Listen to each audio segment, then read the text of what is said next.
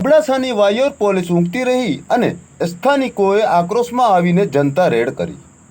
આ રેડમાં સ્થાનિકો ખુદ સાંગી ચોકડીથી સાંગી જેટી રોડ પરની ગોલાઈ ચોકડી નજીક દારૂની હેરફેર કરી રહેલી એક બોલેરોને આંતરી તો તેમાંથી કોથળીઓના કોથળા નીકળ્યા। જો રિપોર્ટ।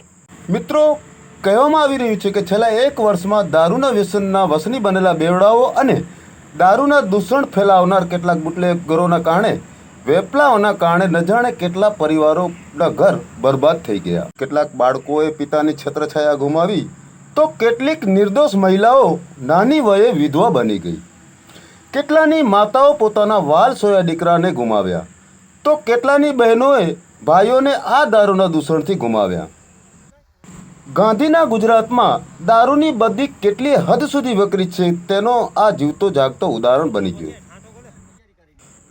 મિત્રો, જરા વિચારો કે સ્થાનિક પોલીસ ઊંઘતી રહે અને લોકલ ક્રાઇમ બ્રાન્ચ એટલે કે LCBની ટીમ રેડ કરીને કરોડો રૂપિયાનો અંગ્રેજીનો દારૂ ઝડપથી આવી છે। એ કેટલા અંશે સહી છે? તાજેતરમાં જ મુન્દ્રાનો એક એવો જ કિસ્સો સામે આવ્યો કે જેમાં જરપ્રાની સીમમાંથી લાખો રૂપિયાનો દારૂ ઝડપી પાડ્યો હતો। અગર સ્થાનિક પોલીસ લોકોની જાન માલ પ્રત્યે બેદરકાર દાખવશે તો વર્તમાન શાસનમાં લાખો લોકો બરબાદ થઈ જશે।